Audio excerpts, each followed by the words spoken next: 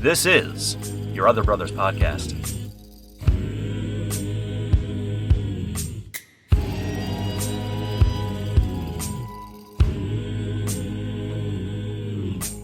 Fear, you're not my lover, you're not my friend, you're not my brother.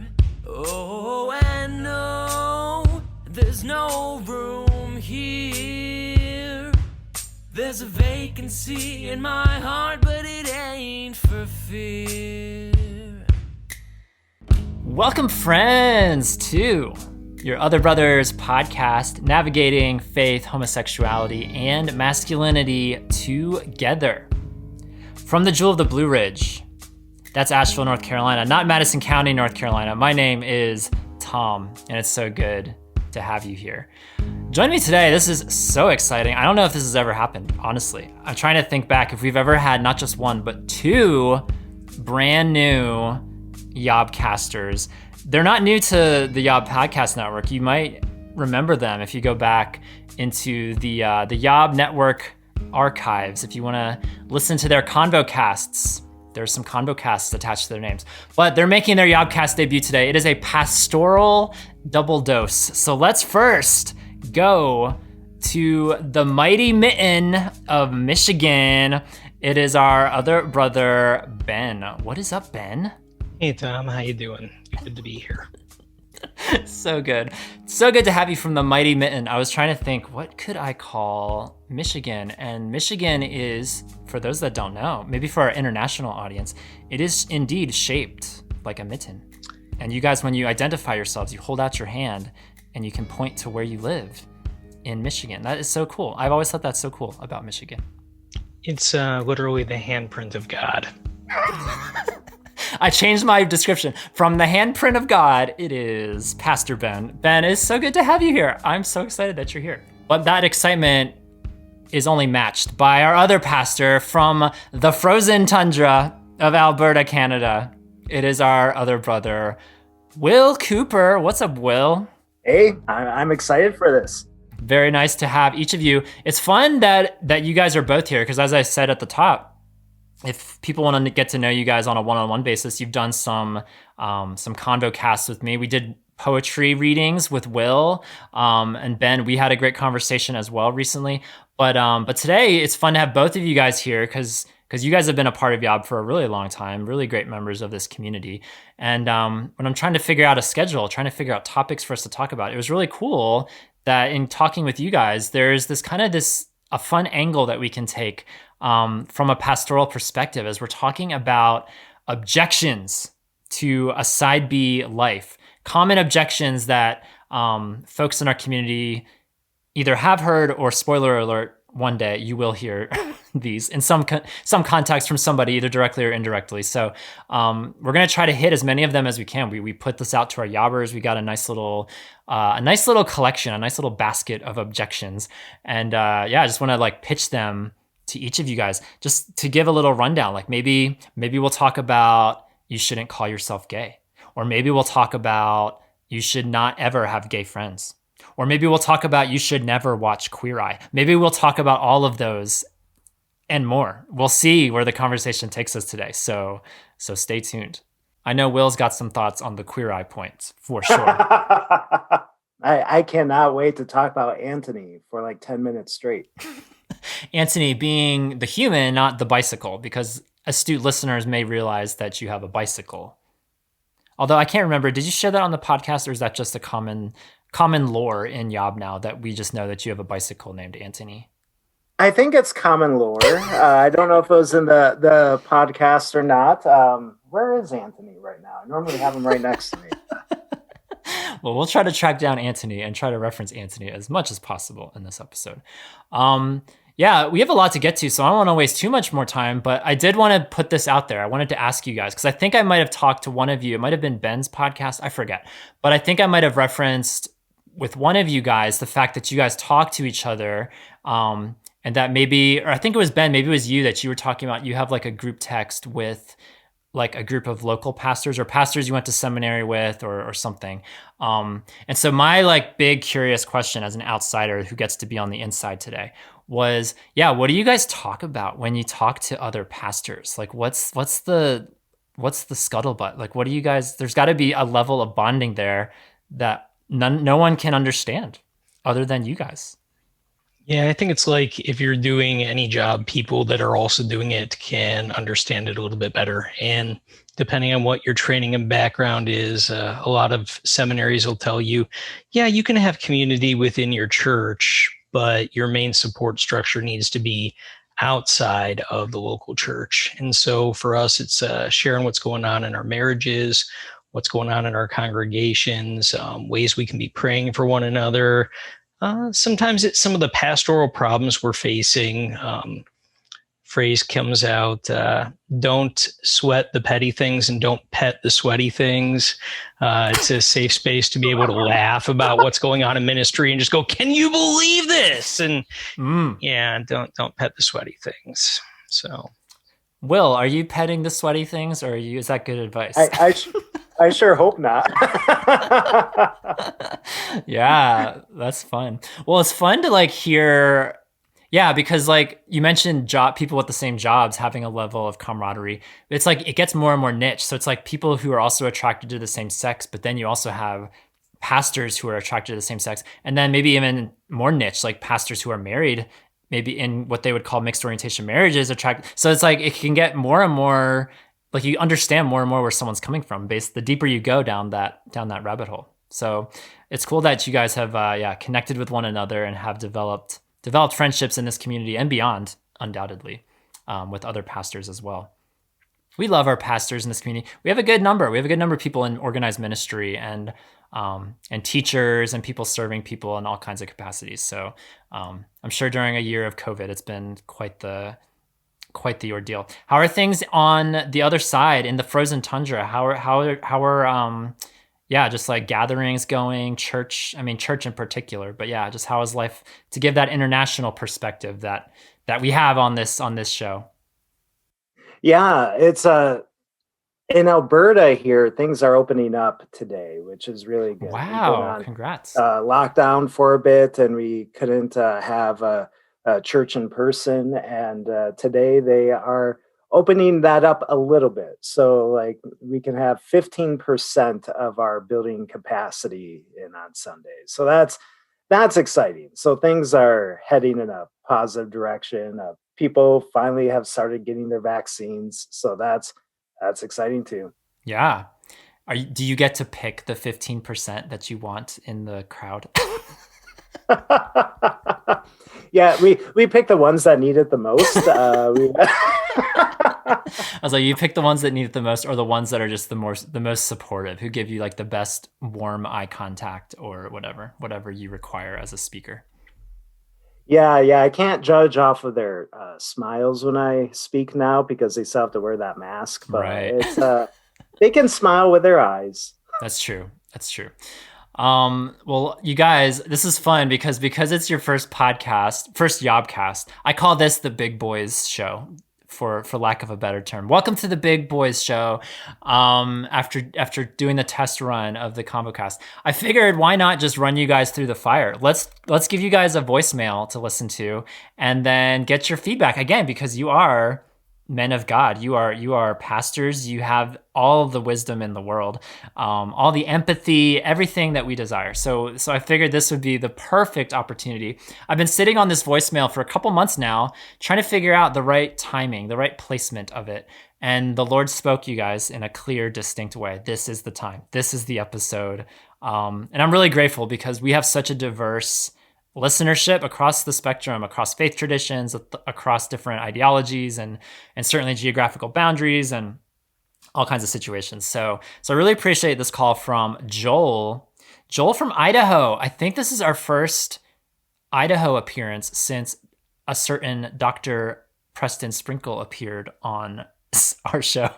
So Idaho suddenly very represented in the Yob world. So Joel left us this message a couple months ago, and here we go, finally getting to hear his story, or what he decided to share anyway on the voicemail. So let's play the clip, and then we're going to go straight to Ben and Will and get their feedback.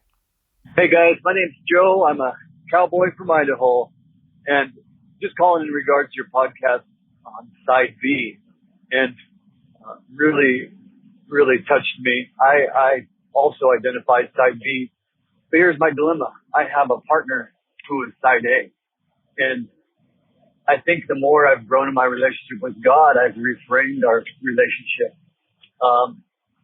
But my dilemma is I identify Side B, yet there's at times by my own actions, I would probably be considered Side A because, there's still at times that there's physical affection that happens between us.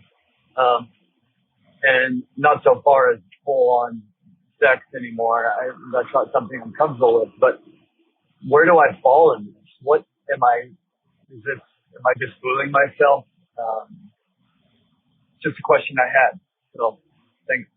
So there you go, man. Joel, thank you for calling. Thank you for sharing your heart. I mean, I love it when our listeners get vulnerable and they just share what's going on in their lives. Like that blesses me so much to know that anyone can call the Yob line. I'll insert the phone number here, 706-389-8009. We've gotten so many vulnerable shares over the years. And it's awesome that Joel felt like he could share all that. I got to say, that is a situation I am not familiar with. I mean, for all I know, I've gotten so many emails over the years. Maybe someone has been in a similar situation. Nothing is coming to mind. As far as someone who would identify on the Side B side of things, being with someone who would be on a more affirming plane or trajectory, and then what to do about that. So I don't know, Ben, we're not here to solve people's problems, but you guys are pastors. Like if someone came to you and shared that with you, what would maybe be some thoughts that you would bounce around? I got to go to one of the trainings for posture shift at one point, and then actually got to speak on one of the panel discussions.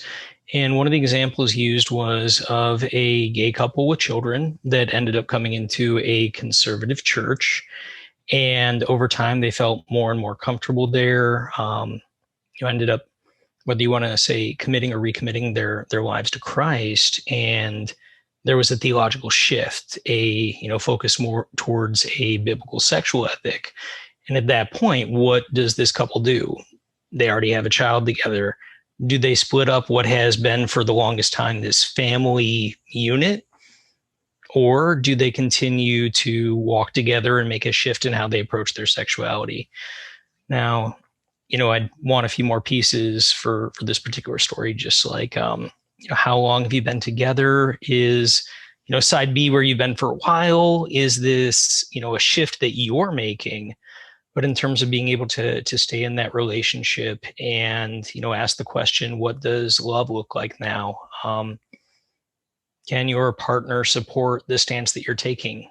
Can they see that your relationship is based on more than just sexual intimacy? And is there the possibility of walking towards Christ together? And if that person continues to remain Side A, being able to, on their end go, you know what? I don't hold this theological conviction, but I love and I affirm you, and I'm willing to walk with you in this way. I feel like there's some redemptive element in that, and the ability then to be able to, mutually submit, if I can use that word. Yeah. I know of like similar situations. The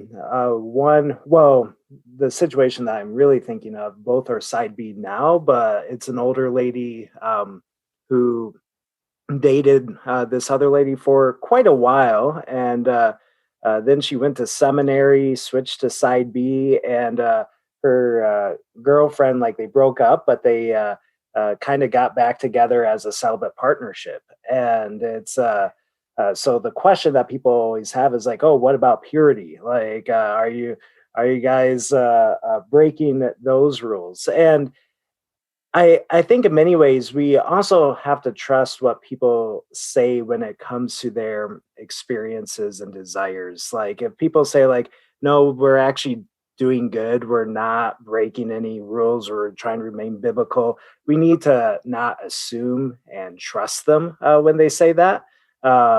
Because there is always that sort of suspicion of like, oh, there's no possible way that they're not having sex But if they say that they're not and that this is a healthy situation, we need to trust their own views on that. Yeah. No, that's all great. And I think I want to definitely reaffirm to him and to anyone else listening who are kind of in atypical situations, not your run-of-the-mill relationships by the world standards, certainly not by Christianity standards. Yeah, we want to try to be more inclusive and hear out where people are at in all these different situations. And I personally have had to walk away from friendships that were affirming because it just wasn't a healthy relationship dynamic for me. But then I also know plenty of others who were able to have that relationship dynamic, and are able to still point each other to Jesus, even though they have these significant differences. And so this is a very unique situation because it is a partnership situation. So again, we're not here to say do this, don't do this, but yeah, I just want to make sure that everyone feels welcome here. If you're living out this traditional biblical conviction, that you're welcome here with all the complications and all the messes and all the labels, like what do I call myself, or what is this? Yeah, we have quite the abundance of people who feel like they're the only ones. I know I've certainly felt that way over a slew of issues. So I really appreciate Joel. Thank you for calling. Yeah, and just know that you're welcome here. I'm so glad you found Yob, however you did. I've got an announcement, you guys. We have this Heart of a Brother playlist, which I am so thrilled with because people from our community have submitted so many songs to be included. And it's a great batch of songs. We have over 100 songs. And up until this juncture, it's been only available on Spotify. Like I put all my eggs into the Spotify basket. And then a shout out to a very special listener. He took it upon himself. He did this all by himself of his own volition. He added all of those songs one by one to an Apple Music playlist because he was an Apple Music person. And I thought that was so cool because as a typical 4, I'm just focused on what I do and what I listen to and what I need and what I'm all about. So I just listen to Spotify. So that's the only thing I was focused on. And to my chagrin, there's a whole world out there that listens to music on Apple Music. I don't know why they listen on Apple Music because Spotify is far superior, but they listen on Apple Music anyway. So if you search Heart of a Brother, it wasn't my doing, but someone out there, someone in our community made a playlist. So you should be able to find it, I believe. I don't know how Apple Music works, but I'm pretty sure you can search Heart of a Brother and find that. And then what I did do, however, because YouTube is also a great music listening platform, I took it upon myself as well to put all of those songs into a YouTube playlist. So if YouTube music is more your jam, go ahead. You can either go to our YouTube page, Your Other Brothers, or you can just search Heart of a Brother under playlists and it should pop up. So if you guys want to listen to the Heart of a Brother playlist, it's the only playlist out there that includes Stephen Curtis Chapman and his sons, along with Dolly Parton and her goddaughter, Miley Cyrus. So we really cover the gamut. Throw in some Dear Evan Hansen, some Greatest Showman. Yeah, we've got it all. We've referenced some other songs in the past few episodes. So it's a fantastic playlist. I hope you guys are blessed by it. If you check our social media, we might be sprinkling in various postings that kind of shout out some of the songs and some really just awesome lyrics in a lot of these songs as well. So yeah, Heart of a Brother, it's a great mix. I hope you guys and gals are enjoying it. And you guys, because we're talking about Objections today, our sponsor of this episode, because we have pastors present, this sponsor has been waiting. They've been so ready to step into the limelight and be able to sponsor an episode. We're shouting out, thank you to this sponsor, Pulpits, for bringing just like the absolute spotlight onto our deepest, darkest wounds. Maybe like with some amplification, like if you have someone who pounds the pulpit, like the more robust, the better. So thank you, Pulpits.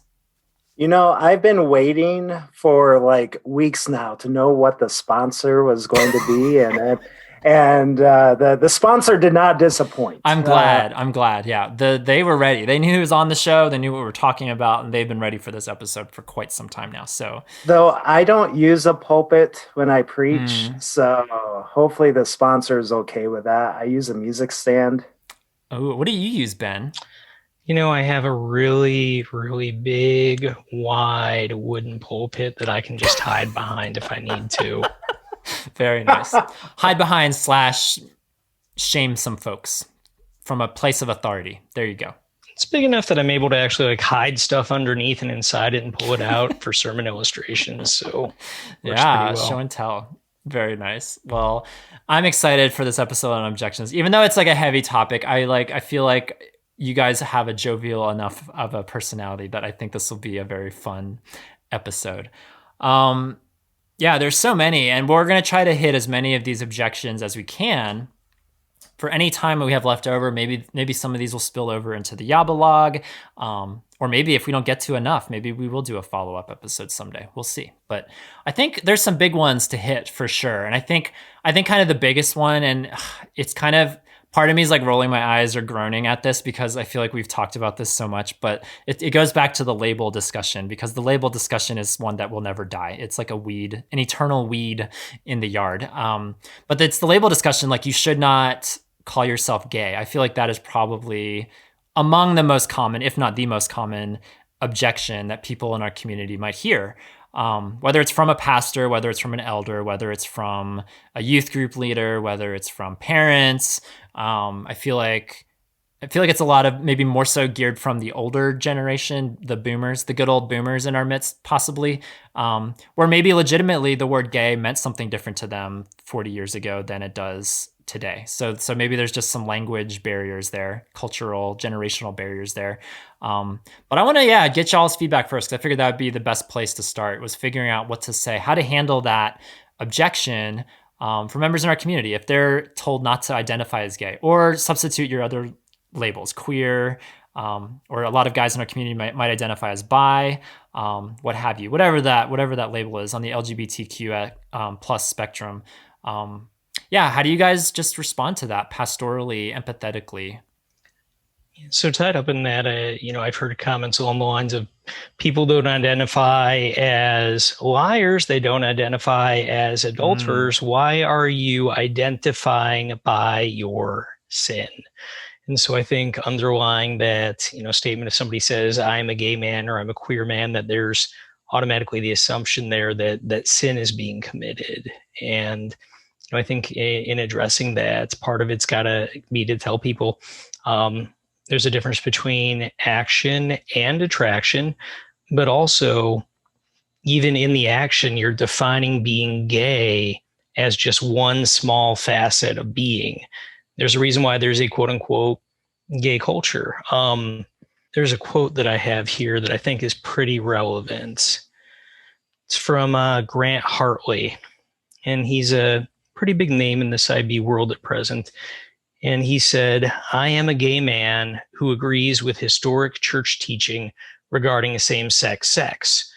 But walking into a room full of queer folks across the spectrum of belief will always feel much safer to me than walking into a room full of non-queer people I know agree with my sexual ethics. It goes back to what we were talking about earlier. When people have a shared experience, the idea of a group of pastors being able to get together and talk shop, or, a group of teachers being able to get together and swap stories and maybe share resources. For sexual minorities, people that would be across the LGBTQ spectrum, to say I'm gay is more than, who a person is attracted to, who they're sleeping with, whatever. It's an actual cultural identity label to say, yeah, we are in fact a distinct minority that feels separate and different from the general population. And so to say don't identify as this is something of identity erasure. And of course, on the tail end of that, people are going to say, well, why are you claiming your identity as something other than Christ? And I'm not going to throw any particular denomination under the bus, but usually at this point I'll ask. No, please do it. Well, I mean, throw that denomination. Oh dear. I mean, okay, most of the time. Hopefully it's not my denomination. It's not today anyway. It's the question, I'll ask is, so, what are you? And they say, well, I'm a Christian. Most of the time I'll end up actually hearing I'm a Christian or I'm a Baptist. and they're very proud to be Baptists. And my question at that point is, why do you have to claim an identity label other than being in Christ as a Christian? You say that you're Baptist, or you say that you're Reformed, or you say that you're Lutheran as a shorthand to say there's a particular set of beliefs that I hold that put me as part of this particular group, and that group is part of a larger church, but we're distinct from these other groups based on these beliefs that we hold. So a person to say I'm gay or I'm queer, it's not necessarily saying, I'm going out and running people down the streets and jumping on them and having sex with every living thing. As some people would characterize us as, it's saying, I'm identifying with a larger group of people that feels different and distinct from mainstream culture. Now, I take a bit of a different approach, though I do agree with everything Ben just said. The approach that I take, I've shifted a lot in this over the years because I came out to my church a few years ago, so I had to answer that sort of label question quite a bit when I came out to my church. And at first I was strongly against using any sort of identity label. And so when I came out to my church, I actually didn't even use gay anywhere in that coming out process, except for the line, I don't want to be called gay. I did include that in there. But one of the things I've realized is for some people, it's actually not a choice because even though I specifically told my church not to call me gay, what was I known as? The gay pastor. I had no choice. And when people get really particular that you can't use that label, but I'm like, but everybody has labeled me that way. So if people are against any sort of label and people have no choice about that label, they will automatically be rejected. So I think we need to recognize that for some people, the label isn't a choice. It's not a self-identity. It's an identity that others place upon them. It's a cultural identity in many ways. And so to have that nuance on it, I think will be helpful in church settings. Yeah, and there are definitely, I don't want to necessarily call out the boomers. I love our boomers. We have lots of boomers in our community. And some in our community, yeah, they're just not comfortable using the label gay, and that's totally fine. We're not saying you have to use it, but we definitely want our tent to be big enough where if that's kind of what you fit into, whether you have a negative connotation with the SSA world, with conversion therapy, with former organizations past that kind of preach change, completely, yeah, we are a tent welcome for everybody. But yeah, that's something that I struggle with because I honestly, I don't even know how I identify. This is so confusing to me. I'm good with pretty much everything. I'm good with, I don't have any negative connotations with SSA, so I'm fine using SSA with people if that's comfortable. I try to meet people where they're at. Honestly, what I try to do is I try to illuminate them about the other perspective. So if someone's more comfortable with SSA terminology, I'll say, yeah, I'm fine using that, but I also am fine using the label gay because I'm not attracted to women. So if we're just going strictly by attraction without going into the bedroom, without going into my habits, my activities, that's a word that I am comfortable with. And I've gotten some good feedback over the years from people who don't even have a faith to call their own, but they see my postings. They've maybe read some of my blogs or books or listened to this podcast and they identify as gay and they appreciate just me being real and putting myself out there and not using all this jargon. Cause that's the other thing with SSA. It can be very clunky and it can be very wordy sometimes if you're trying to say, I'm attracted to the same sex, but I have this traditional perspective. And I'm not saying you can't use words to explain yourself, but gay is kind of more of a shorthand way to just say, what your attractions are, what your orientation is, and then from there you can still explain yourself. But yeah, when Ben, you were talking about your only identity should be in Christ. It's man, where do you draw that line then? Because do I identify myself as a man? Do I identify myself as single? Do I identify myself as an Ashevillean? Do I identify what am I allowed to identify as, and what am I not allowed to identify as? If Christian, if Jesus follower is the pinnacle, is the ultimate, is the quote unquote only way that I should identify myself. Inevitably we're identifying ourselves all the time, all across the board. Married people are identifying themselves as husbands. Fathers are identifying themselves as dads, or daddies, or whatever they go by. Like there's an infinite number of things that we identify as. So for some reason, this is one that we pluck out, or it has been plucked out as one that's like not allowed in various cultures. And I don't know, it'll be interesting to see where this conversation goes, maybe a decade from now, 2 decades from now, to see, because this word has changed so much. Queer would be another one. My goodness, like that word has changed so much in just 5 years, 10 years. So like, I'd be curious to see if we're still having this conversation, let's say 25 years from now. I'm curious of if people are still going to be righted on about this as kind of the generations change and the word kind of becomes more rounded out. I think one of the other pieces there, that one of the reasons why I use the term queer is that invites conversation, is with the idea of, what about those outside of the church, or those who were once in the church? If they hear from the church, you cannot be gay and be Christian.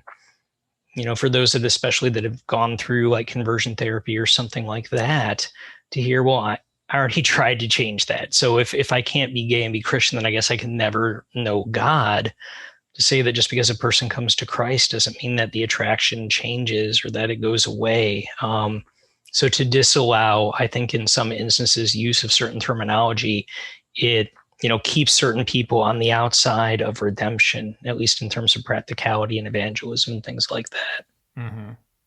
Though one of the sad realities of the church life, though, is the evangelism argument doesn't always work. Like as a pastor, you want people to consider those outside the church, or those who struggle with, who've been hurt by the church and no longer go to church.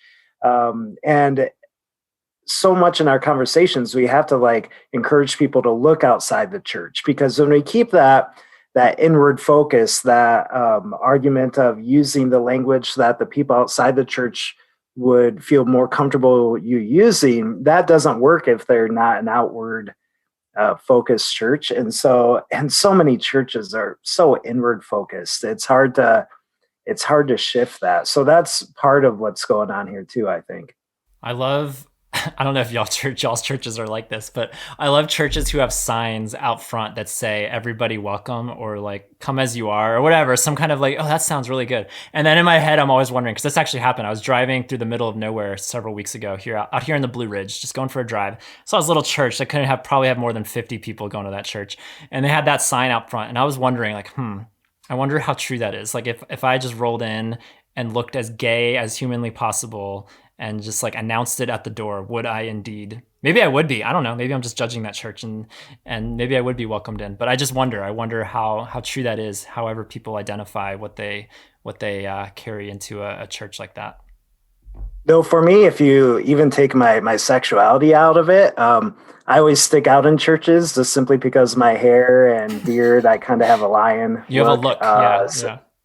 Yeah, I look like a homeless person once in a while, so that always throws a church community off, especially if I'm a guest pastor there and I go up to preach and oh, where did this person all suddenly come from? So it tests the welcoming boundaries of a church.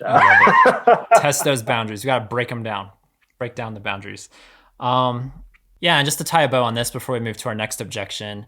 I think it was Ben. I think you were talking about how it's helpful to have these labels and to just put it out there that as a gay person, as an SSA person, as a queer person, whatever you want to call me, it's helpful to name it, because inherently my perspective is different from the 90% of married couples in my church, or whatever their stories are. There is a difference of things happening there as a single person, as someone attracted to the same sex, as down the list, as an introverted person, it's helpful to put names to these things, because it's a beautiful thing ultimately when you have a church of different people, different types of people, who all have different gifts, different abilities, different proclivities, different ways to help have an external perspective of bringing more and more people in. That's such a beautiful thing that should be celebrated, in my opinion. So I don't know. It's tough, because again, I think a lot of this particular objection, I think a lot of it's just going to take time. It's going to take time for this word to fully evolve and achieve this new meaning, which which is the orientation, not so much the behavior from decades past. And so I don't know, I'm hopeful that especially as more side B communities are prevalent, as we get our stories out there, both with Yob World and all kinds of other organizations and ministries out there, like I'm hopeful that that it won't be as much of an objection anymore. So we'll see.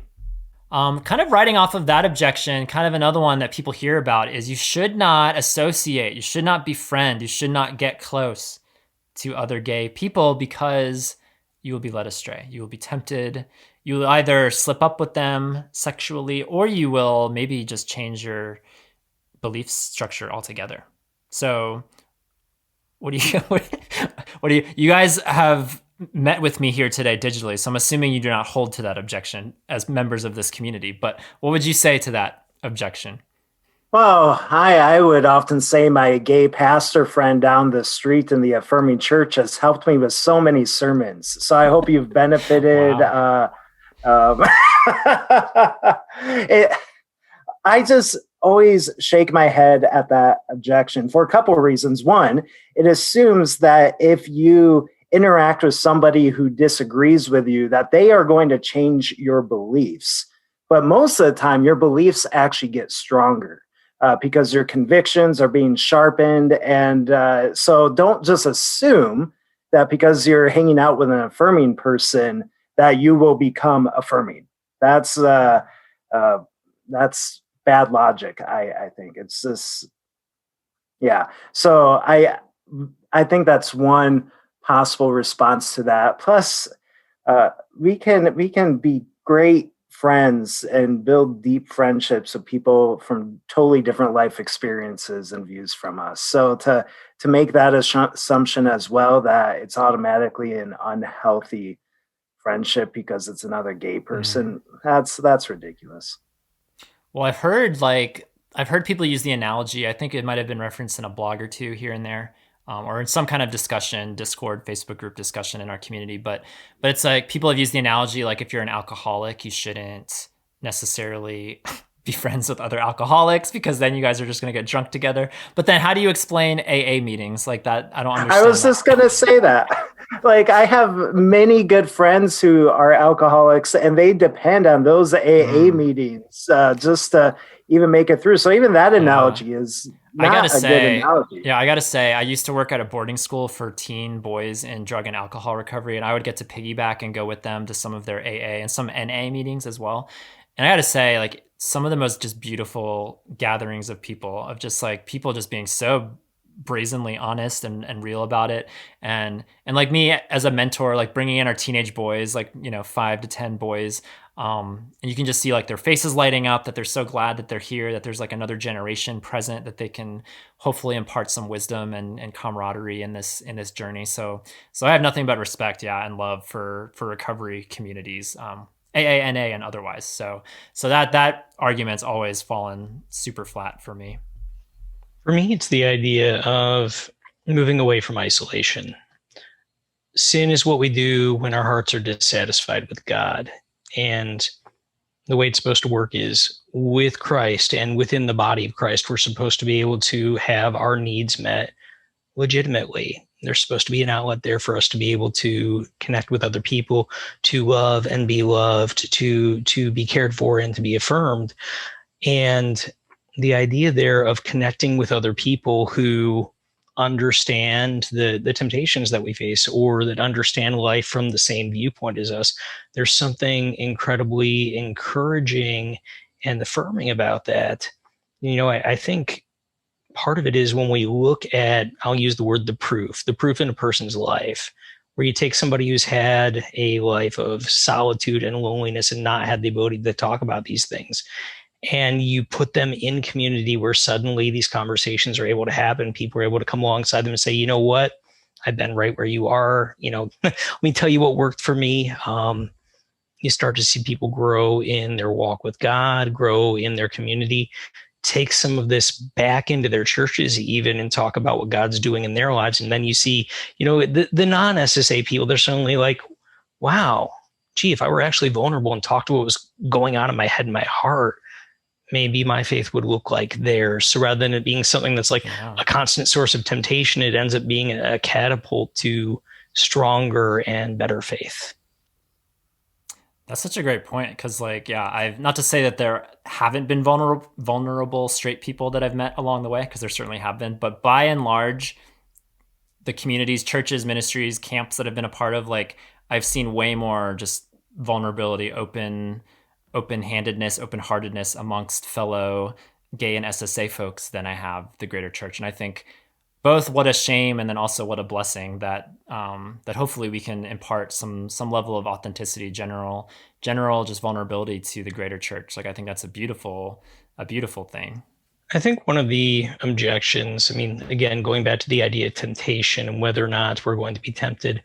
And to be honest, the answer is, yeah, there's going to be temptation in certain relationships. There too, bringing back the idea of we're not walking in isolation. We're supposed to be walking in community. And part of healthy community is accountability.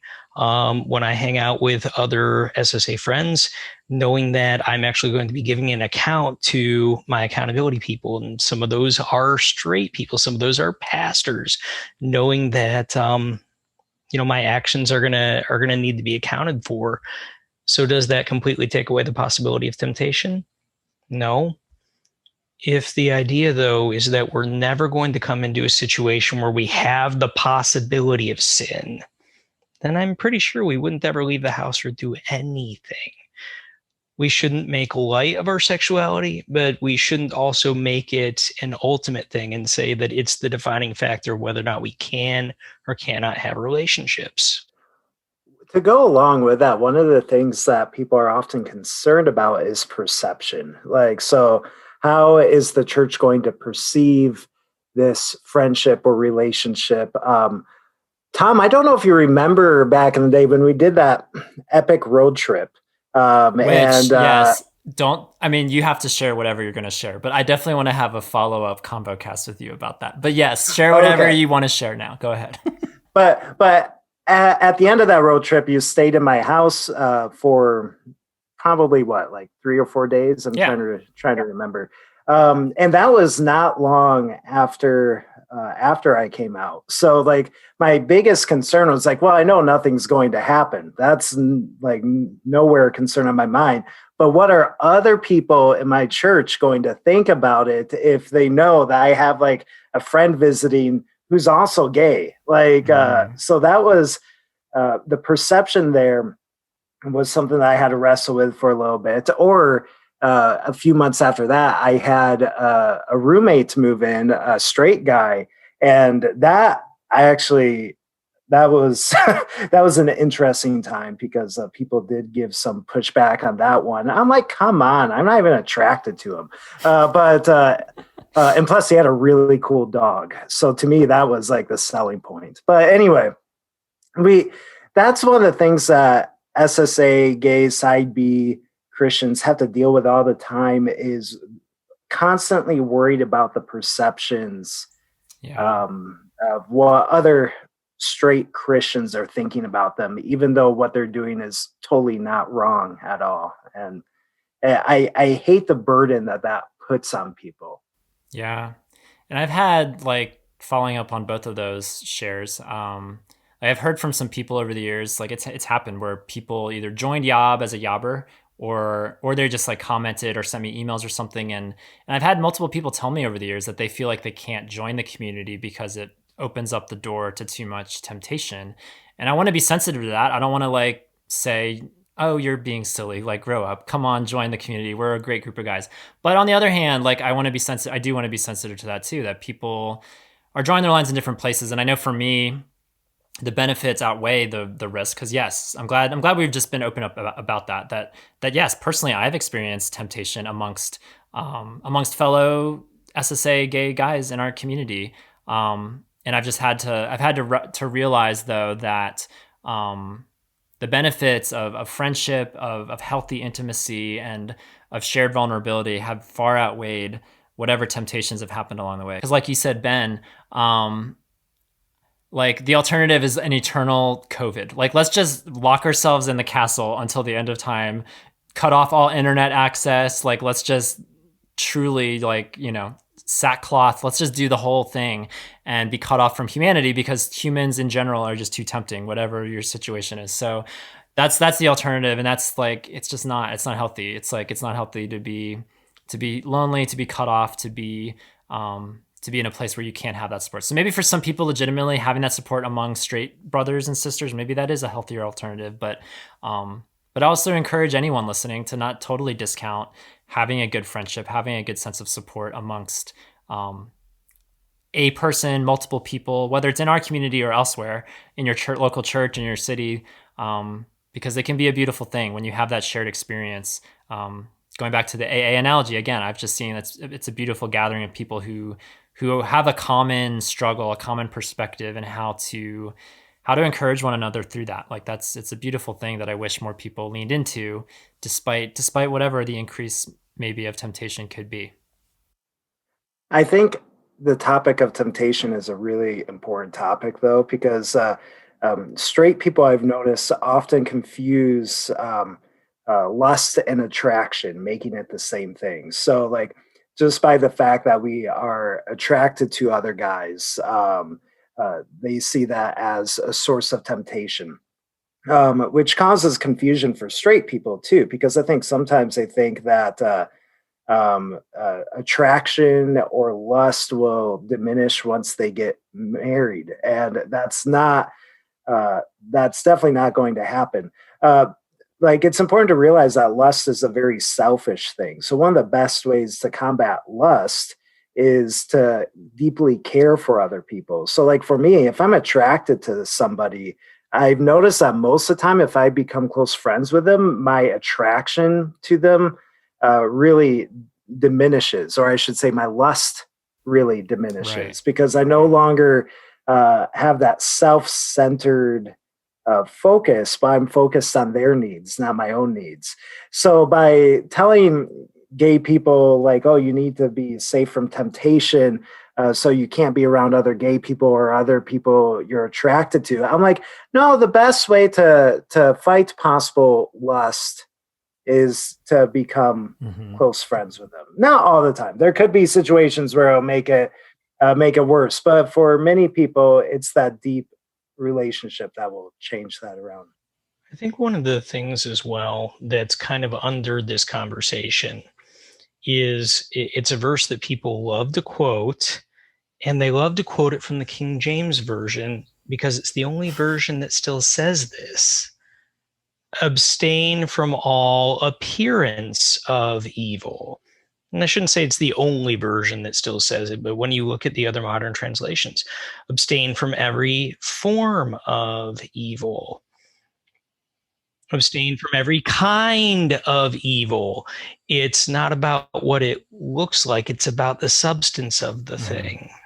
So Ben, for me, I think the King James Version is a little bit too progressive. I prefer the 1561 Geneva Bible.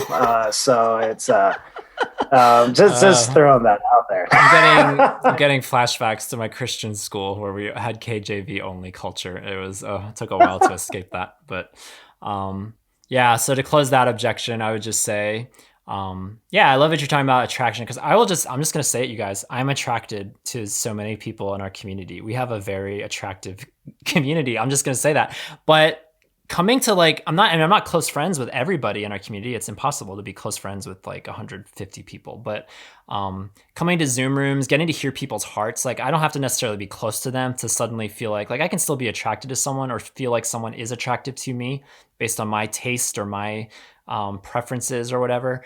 But learning their heart, learning their story, it really does help as far as balancing out, lowering the ratio of lust. I think that's huge when you can see someone as a human, as a man, as a brother, as someone following Jesus with you. That's been such a huge help for me. Because my main issues with porn or web chatting that I've struggled with over the years is I just don't even know. I don't know who that person is. I don't know their story. I don't know their name sometimes. I don't know anything about them. It's like their humanity's been totally removed from the images on the screen. And when you suddenly supplant that, when you have the story, when you have the background, I think that's been a huge help for me to balance out attraction versus lust. So one of the things I have to say about our community, I'm quite attracted to the the different types of hair. Like, I'm impressed by the hairstyles. Yeah. Talk about Ryan's hair, please. Let's talk about every how episode. I love that his hair comes Ryan up. is. Yeah. Shout out to Ryan from the city of Oaks. Well, you guys, let's squeeze in a few more objections. Oh wait, do you have one last point, Ben? When we get to know people, when we actually have a relationship with them, they're not just an image on a screen. They're a person that we're having interaction with, that actually helps with the lust. One of the things that we've been talking about in my church recently, we're going through the book of James and talking about taming the tongue. We say things in anger, we harm other people. And one of the things I've challenged our church members to do is, if you're really and truly angry with somebody, start lifting them up in prayer before the Lord. Because if you're praying for them, it's a lot harder to stay angry at somebody when you're praying honestly, God, do good in their life, help them to be walking more closely with you. It takes them from an object of anger and wrath and makes them an object of love and grace. And I think the same is true, in us walking with our own community, talking about temptation, talking about sexuality. When we view them as friends and brothers, it takes them off that idea of potential sex object and brings them in as my family in Christ. Absolutely. Yeah, it's a beautiful, beautiful way to put it. The last major one that I wanted to hit with you guys, and then we'll see if we have time for a lightning round at the end. But the other one is, like, we believe in a God of miracles, right? We believe in a God who parted the Red Sea. We believe in a God who raised humans and himself from the dead. We believe in this God who does incredible wonders. So do we not believe a God can change our sexuality? Are we not either praying at all or praying hard enough that God would make us attracted to women? Or if you're a woman, attracted to women, attracted to men? Like, what do you say to that objection? Because I also want to preface this or put an asterisk on this and say, everyone's story is their story. I'm not here to say it did or didn't happen, but I have met people who have said that they were previously attracted to men and they no longer are.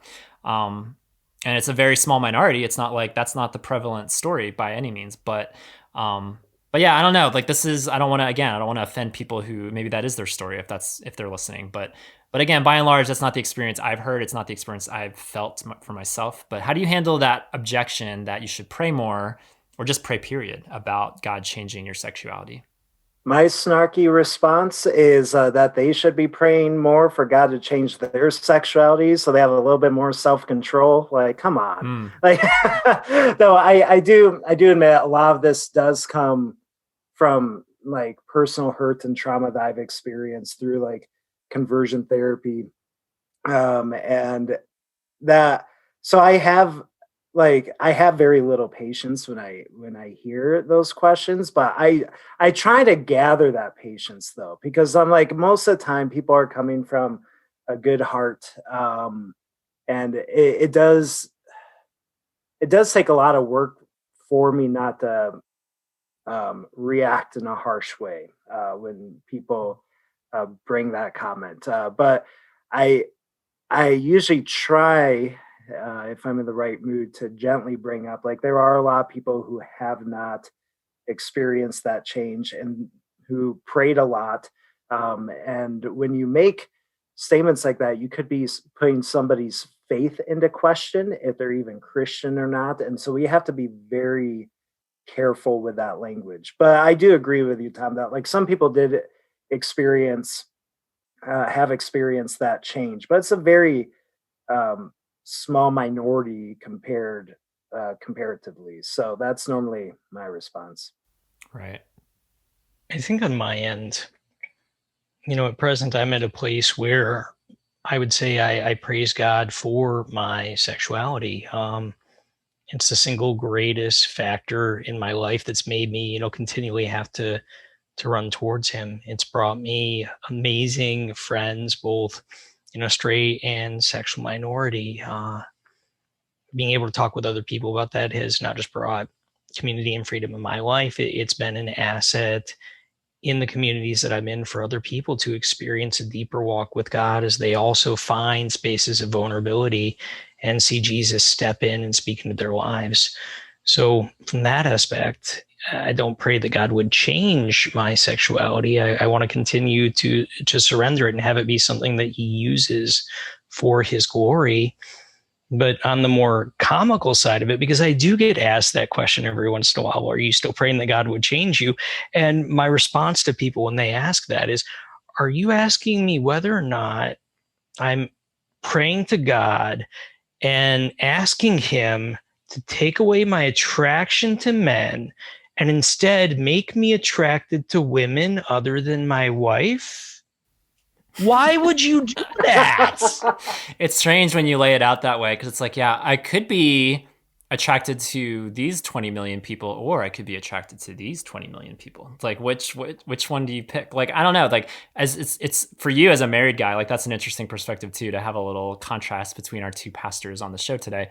The fact that you have a wife and are like, when you deal with lust, like in general, yeah, you're devoted to her. And so whether you're attracted to other men or other women is kind of irrelevant, right? You still have to surrender lust beyond your wife. Though I do have a partner in my life. It's my bike. Right. So to bring Anthony back into it. You're not looking at other bicycles in other ways, are you? Yeah, this is one, like I've been blessed over the years. I've never had that kind of a heated exchange with somebody about that I need to pray harder or that I need to, yeah, I don't know. Because I know there are plenty of guys in our community who do have that experience, whether they went through conversion therapy, or yeah, were involved in different organizations in the past where that was a hope. That was like a specific expectation that did not happen. And so that's produced then a lot of wounds, just as you'd imagine. Like if you pray for something and don't get it, like how demoralizing, defeating that would be. So the fact that people can still follow Jesus, can still follow God after experience that heartbreak, that wound of praying for him to change them and then didn't happen, like that's incredible that they're still following him, honestly, with all the wounds that people have received from the church, from parents, from whoever told them to do that. Yeah, and just like to tie a bow on that, like there is beauty in our sexuality. Like the fact that I can be, hopefully, this is the hope, that I can be a conduit for my local church or anyone who reads my material, listens to my podcast, that hopefully I can be some sort of like stepping stone for other men, other straight men, that they can be vulnerable to, and they can talk about their struggles, whether it's with pornography, whether it's with lust in general, whether it's with social anxiety, all the things that I've written about, like my sexuality is all tied up in that. Like I can't separate all those different struggles, all those different proclivities that I have. And so I think it's a beautiful thing. Like if I could snap my fingers and have God change that sexuality, yeah, it would make my life a lot easier in some ways, but I also wouldn't want to sacrifice like this huge chunk of who I've become with like being able to be open about my story and share it with people and hopefully see God work in their lives too. Like it gets more complicating the more I share my story. It's like would I want God to change? Would I want to not be tempted by certain things? Sure. But then I'm living in a naive paradise if I think I can live the rest of my days on planet Earth and just not be tempted by anything, be it men, be it women, be it whatever. Like we're living in a fallen world. We're going to be tempted by something. So it's like pick your poison, right? Ryan's hair, bikes. Yeah. It's not humans, it's in parts of humans or inanimate objects. Yeah, you're going to be tempted by something. So God go with you in this temptation-filled world. Because we just don't talk about sexuality in this community, masculinity is kind of the other piece that we love to discuss in our community. And it's all wrapped up in sexuality because another common objection that our yobbers gave us so many great suggestions, but another common one is that people have told them don't act gay. And that could be in the form of mannerisms, that could be in the form of speech, that could be in the form of dress, what they wear, could be in the form of hobbies and interests. To basically quote unquote act more manly or be a man or whatever that even means. Like, how would you guys respond to that? Because that ties into, it goes into our masculinity conversation about what does that even mean to be a man or to be more manly? I think one of the problems is what actually qualifies as manly. Like that's if you have like a certain image of masculinity in your head, like Ron Swanson, very few people will actually live up But you to do. that image. You live up to And that. You wrote a blog. We'll link it in the show. You are the gay Ron Swanson. People have. I am the gay Ron Swanson. So you live up to that ideal. But what about the rest of us? Yeah. What do? I do live up to that ideal. I love typing on my typewriters and drinking a 15-year single malt scotch in the middle of the woods. But it's most people do not live up to these masculine ideals, which means the ideals are wrong. Like unless like if being a man is completely unachievable. I tend to take the perspective that we're all as masculine as we possibly can be. And I think it's a healthy thing for churches to take that approach as well, because I think if you look at Genesis, where God created male and female, it's not like God created humans to eventually become male and female. Like this sort of idea that we have to grow into our masculinity, I think is completely harmful. So I think when churches say like, oh, you need to be more masculine, I'm like, no, you need to be more holy. You're as masculine or you're as feminine as you possibly can be, but you can always grow in holiness. So that's normally my response to that. Yeah, on your blog, we need a new masculine narrative. We'll make sure that gets linked. It was such a great blog. Your 1 or 2 blogs a year has turned into like 3 or 4, which is I hope you have that stamina all year long, Will. I hope that continues. I'm currently working on a blog. Oh my gosh. Okay. So you're going to get another one soon. Very nice. The idea of masculinity as a social construct. I mean, when we look in the Old Testament, we see King David assigning the musicians that are going to serve in the temple of the Lord. You've got people that are singing. You've got people that are doing music and performance art. And guess what? It's all a bunch of dudes. And he danced in his underwear, like when the Ark of the Covenant came back into town or something. The linen ephod, basically, Your Honor. Right. I was just trying to picture that in my head, and I have to bring myself back to reality because I love King David. He's one of my favorites. But well, hopefully you don't lust when you try to picture that in your head. So, that's. I plead the fifth. When I meet King David, do you think about that? Like when I meet King David in heaven, what's that going to be like? I don't know. We'll cross that bridge when we get there. But I would say, it's people, we're all different. And again, I love how diverse the body is. And anytime someone brings a different look, a different manner of speech, a different hobby, interest, like I love if everyone. Like when you go to men's retreats, I don't know how y'all do men's retreats at your church or if you do them, but God bless these men's retreats because, man, I've yet to go to one that's just like a dynamic experience. Like it just feels very vanilla and very like, this is so, why didn't we just like stay home instead? It feels like that's what everyone would rather do rather than listen to each other snore in the middle of the woods. And like, we're not really doing anything all that great, all that dynamic and exciting.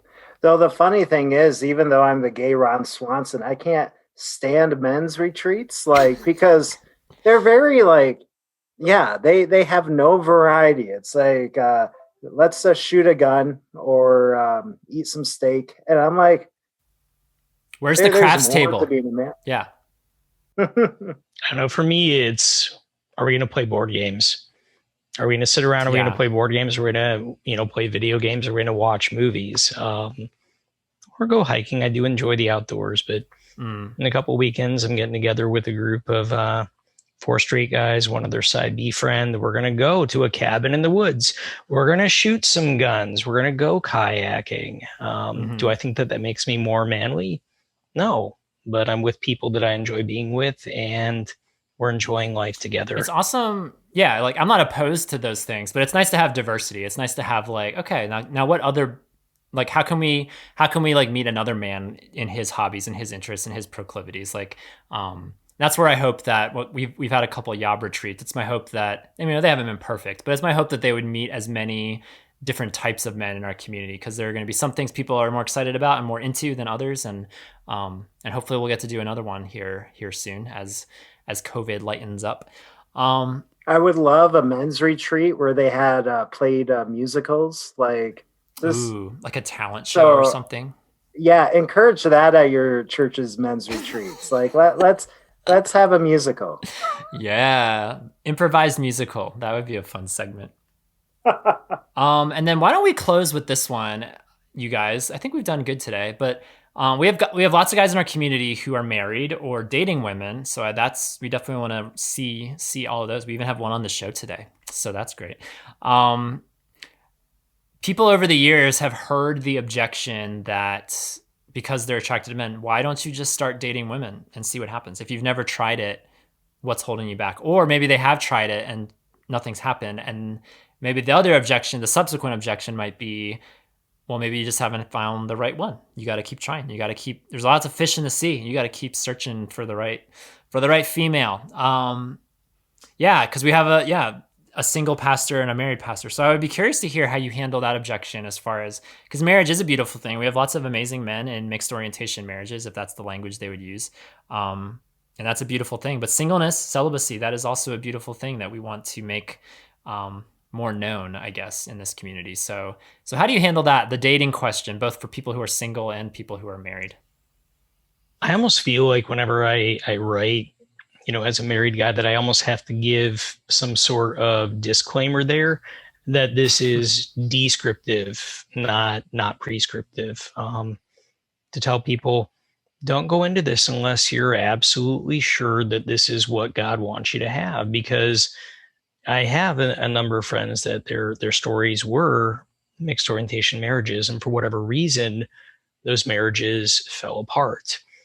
And I think part of it, for at least some of the people, was that they were pushed into something. They were told, don't worry, God's going to, fix this in the process. Things are going to work. They're going to flow smoothly. And it's resulted in, a lot of headache and heartache that is still ongoing in their lives. So, with the objection of, well, what if you just haven't found the right girl yet? Or why don't you just try dating women? I mean, if somebody wants to try that out, that's fine. But there's also that idea in scripture of do not awaken love before it's time. So do you enter into a relationship with somebody and allow their heart to get closer and closer to yours? But there's this point where you don't grow beyond a certain level of connection that feels very friend oriented or, brother sister relationship. And in the meantime, that other person has given you their heart and you reached a point where it's like, this isn't working for me. Well, I guess I'm just going to go try this again with somebody else. And how much heartache has there been over guys trying to work out their sexuality by dating girl after girl after girl, hoping for the one that's going to suddenly change them. To make it, real personal before we go to Will, I had someone message me once.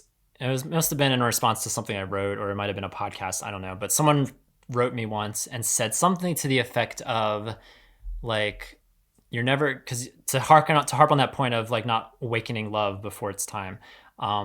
Basically calling me out and saying, well, I'm never going to find a girl if I don't seek one out. Because I've always had the mindset, I'm open to it. There are people in our community who aren't, and that's totally fine. I've always been open to marriage to a woman.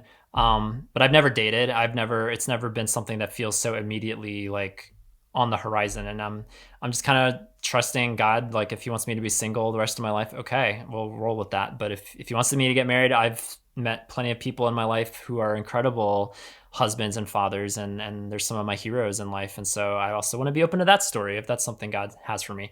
But I've always made the conscious decision, but I'm not going to go on a dating app. I'm not going to seek out a woman. If I meet one organically at a church, at an event, at a ministry, at a whatever, on one of my random excursions, trips that I take, and something happens out of that, then I'm completely open to that. But I've never wanted to put myself out there as far as just to use a very specific example, like a dating app. And so, I had someone write in and basically was like, well, you should, you're a man, you should take initiative. You should put yourself out there, and then maybe God will reward that. That would be a personal, asterisk or another deeper tunnel into this question for you guys to Feel free to address. Well, the one thought that comes to mind to me is you're the man. You should take the initiative, just like Ruth did. And wait, because we have to follow this set standard that has to be the man. There. That's true. Yeah. Some of the problems I have with that is one, sometimes depending on how the people say it, downgrade singleness so much. And I'm like, singleness should never, ever be downgraded. Like, it's so that's one issue when people bring up like, oh, why don't you just date women? But a couple other things though, is it makes me feel uncomfortable to the point where like, how do I describe it? It's just incredibly uncomfortable. Like all you have to do is turn it around to the person. If it's a guy, like, okay, why don't you start dating other guys and see what happens? Like, straight men often like just the idea of dating other guys makes them super, super uncomfortable. And I'm like, so that's my situation. Like, if I try dating, it would not be a healthy experience. And I've gone on a couple of more accidental dates in my life. I remember one time I just moved to Alberta, and I was talking with a friend from school who also lived in Alberta, and I was like, just wanted to catch up with this friend, and she thought it was a date, and I did not realize until halfway through the date that it was a date. That I do those sort of mess ups all the time. That's such an SSA problem. That is such a like. It really is. I was on a date with a girl and I didn't even know it. Love it. It's so funny. Yeah, and I ended up coming out to her on that date because I'm like, oh no, like this is not what I wanted. Love. I bet she'll never forget that date. Oh nope, she hasn't. I still keep in touch with her. Oh good. See, there's hope. There's hope for the brother-sister relationship to still continue beyond dating. One of the other things to think about as well is it's not just an SSA topic to talk about celibacy. There's this line in the church that you're not fulfilled unless you're married. That it's almost like you're a second-class citizen just waiting for your life to begin when you tie the knot with somebody. And then you've got people in the church that get into their 30s, and then they get into their 40s, and they get into their 50s, and the realization at some point, oh gosh, I'm a lifelong bachelor. Does that mean that I've wasted my life? And, to be able to combat that and say, no, there's value in our single people in the church. I wish that we could emphasize more of what Paul writes on that topic, the ability to be able to go and, he talks about serving the Lord more, but just the idea of being able to serve brothers and sisters in Christ who, I'll use the example. I can't remember if I've talked about this on the podcast previously or not, but for my wife and I, there was a point where we were doing foster care, and we had a single side B person, Samuel, step into our hearts, step into our lives, into our mess in the middle of caring for these kids. And he was a godsend to us. We love him. We value him. We count him as part of our family. Thank God for single people who are willing to step in and serve in the middle of crazy married people's stuff. Yeah. Yeah. And I've always taken the approach, it goes back to the label conversation. Like, I want to always illuminate the other side. If they're so insistent that I have to use the gay label or I have to use the SSA label, like, I want to bring light to the other side of things. So when it comes to singleness versus marriage, like, yeah, I'm open to it.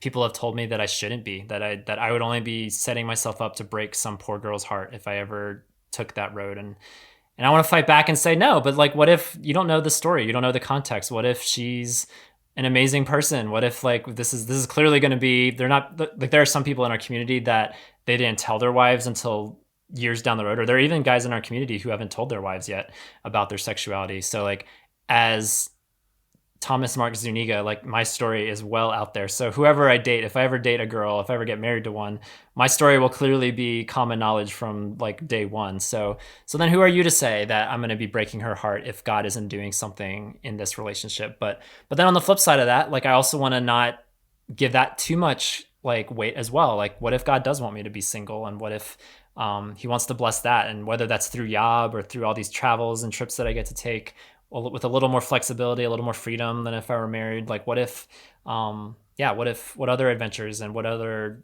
stories God has in store for me in that regard. So I just want to be open, and I hope anyone listening, if you're single, if you're married, if you're dating, whatever your marital status or lack thereof is, that God can use you whatever he has in mind, that one isn't better than the other. Like God can use single and married people. And if the church is going to put on people singleness, then it also needs to be willing to step in and be the adopted family, the brothers and sisters in Christ, the adopted mothers and fathers. That if a person's far away from their own biological family, who's inviting them over, to do things with their family, Christmas, Easter, the times when everybody's with their families, do they have an adopted family within the church? Over the years, I've faced my share of objections. Kind of goes with the territory, I guess. Writing about such nitty-gritty things. Not quite a Christian or not quite a gay person. Some kind of hybrid human, hybrid believer. I don't feel like I fit neatly into either camp, as I'm sure many people in our community can relate with. Furthermore, as a writer, as a storyteller, someone who's put out books and blogs and podcasts, I hear from people who disagree with words I use. Going back to my first book where I used the F word to encapsulate the feelings that I was feeling at the time. I got some pushback on that, as if I could go back in time and unfeel those effing feelings that I felt, to tidy it up a bit for the present day, as if this was something I used to struggle with, and now I don't. Now I've overcome. And over the years, I've heard other objections as well, to using the gay label, to using SSA language. To some extent, I suppose I don't care. If my faith is grounded, if I feel God leading me to say something, I want to say it boldly, without any reservations. On the other hand, I'm also human. I don't want people objecting to what I say, to what I do. I want to be understood at all times. I want to be accepted at all times. And yet, I don't think that will ever fully be the case. Not anytime soon, anyway. Among the most compelling reasons why I follow Jesus is because he suffered too, faced constant objections to so many things he said and did. And it's a comfort 2,000 years later to model my life after a man who could hardly get 5 words out before someone was objecting. Someone who knew what it felt like to be misunderstood, to be maligned, and yet who stuck to the path, followed his calling, never gave up. Luke 11:54 describes a certain group of people that seem to pop up every other chapter throughout the Gospels. It says that they were lying in wait for him to catch him in something he might say. In Matthew 12, Jesus and his disciples eat from some grain on the Sabbath. Verse 2 reads, "But when the Pharisees saw it, they said to him, 'Look, your disciples are doing what is not lawful to do on the Sabbath.'" Later in verse 10, a man comes to Jesus with a withered hand. The same group of Pharisees asked Jesus, "Is it lawful to heal on the Sabbath?" so that they might accuse him. Later in that same chapter, the people are amazed. They say among themselves, "Can this be the son of David?" But when the Pharisees heard it, in verse 24, they said, "It is only by Beelzebul, the prince of demons, that this man casts out demons." Beyond their objections to the things he was doing, they went so far to invoke the name of Satan, of demons, with this man Jesus. They objected to the people that he surrounded himself with. In Luke 15, the text reads, "Now the tax collectors and sinners were all drawing near to hear him. And the Pharisees and the scribes grumbled, saying, 'This man receives sinners and eats with them.'" The Pharisees objected to the labels that Jesus used. In John 5:16-18, the text reads, "And this was why the Jews were persecuting Jesus, because he was doing these things on the Sabbath. But Jesus answered them, 'My Father is working until now, and I am working.' And this is why the Jews were seeking all the more to kill him, because not only was he breaking the Sabbath, but he was even calling God his own Father, making himself equal with God." Jesus responds several chapters later in John 8. Things reach a fever pitch. The objections, one after another, lobbed at Jesus as he stands his ground, as he says who he is. Verses 48-59 read as follows. The Jews answered him, "Are we not right in saying that you are a Samaritan and have a demon?" Jesus answered, "I do not have a demon, but I honor my Father, and you dishonor me. Yet I do not seek my own glory. There is one who seeks it, and he is the judge. Truly, truly, I say to you, if anyone keeps my word, he will never see death." The Jews said to him, "Now we know that you have a demon. Abraham died, as did the prophets. Yet you say, if anyone keeps my word, he will never taste death. Are you greater than our father Abraham, who died, and the prophets died? Who do you make yourself out to be?" Jesus answered, "If I glorify myself, my glory is nothing. It is my Father who glorifies me, of whom you say he is our God. But you have not known him. I know him. If I were to say that I do not know him, I would be a liar like you. But I do know him, and I keep his word. Your father Abraham rejoiced that he would see my day. He saw it and was glad." So the Jews said to him, "You are not yet 50 years old, and have you seen Abraham?" Jesus said to them, "Truly, truly, I say to you, before Abraham was, I am." So they picked up stones to throw at him, but Jesus hid himself and went out of the temple. And so, my brothers, in this often tireless war against our own brothers, our very sisters, our shared body of believers, may we take heart again and again, just as Jesus himself took heart repeatedly for all those among him, the Pharisees and his own people, who constantly objected to his mission, objected to the people with whom he surrounded himself, and objected to his labels, his identity. Though many objected to his words, rejected him, even to the ultimate objection of crucify him, crucify him. Still he followed the Father's path laid before him. So may we be comforted as we too follow our own path set before us, regardless the resistance, and especially in the resistance. May we be comforted that we follow a Savior who faced objection at every turn. God grant us recovery from the wounds suffered amongst our own body, and not just recovery, but healing, deep healing. God grant us new outlooks and new motivations for people searching for him. God grant us new life as our path goes forward.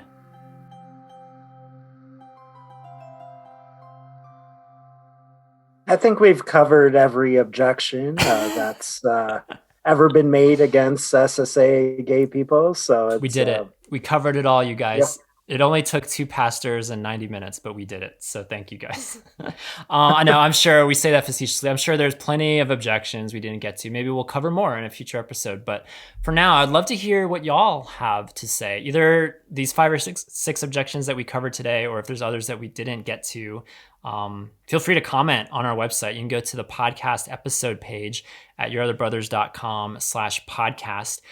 Just search for the episode 80 post on side B, objections, and leave us your objections or your elaborations on our objections. Would love to hear some of the experiences you guys have had, if you relate with stories that we shared, or if you had other experiences that run counter to what we shared. Would love to hear what you guys have to say on our blog. And a big thanks to pulpits, big wooden, intimidating ones, daunting ones even, for really bringing the shadow of guilt on to this episode. We love you, pulpits. Thank you. You guys, this was fun. Will and Ben, I'm so glad we got to coordinate this. One of my favorite episodes, honestly. This has been so fun. Thanks for having us on. This has been good. I've enjoyed this. Mm-hmm. For now, you guys, this was really fun. Thanks for coming on. Hope you guys enjoyed listening. We'll be back soon with another ConvoCast or YOBcast. Stay tuned next week as we keep this train going. And stay tuned also, I believe, if my spidey senses are correct, I'm pretty sure a new Yobalog is also coming for our dear Yobbers who support what we're doing at Your Other Brothers. Stay tuned for a new Yobalog. A bunch of bonus content is coming from our latest string of episodes, so stay tuned for that. But for now, for all Your Other Brothers, my name is Tom. And I'm Ben Rutkowski. And I'm Will Cooper. Reminding you that you are not alone. Even the sparrow finds a home. See you next time, everybody. Thanks for listening to Your Other Brothers podcast. Our show is edited and produced by Thomas Mark Zuniga. Theme music is Fear Is Not My Lover by Nathan Rousseau. We'd love to hear your story. Comment on this or any of our episodes at yourotherbrothers.com/podcast, or share a story to play back on our show by calling us at 706-389-8009. You can also email us at podcast@yourotherbrothers.com. or write to us at Your Other Brothers, P.O. Box 843, Asheville, North Carolina 28802. If you enjoy our show, consider rating and reviewing us on Apple Podcasts. You can also follow us on Facebook, Twitter, and Instagram at Your Other Bros. Finally, if you'd like to further support our storytelling, community building efforts, consider becoming a Yobber. Yobbers pledge monthly on Patreon and receive perks like bonus podcast content, access to a secret Facebook group, regular group calls with fellow patrons and authors, and more. Visit patreon.com/yourotherbros for more information. Until we journey next time, we're glad you're with us.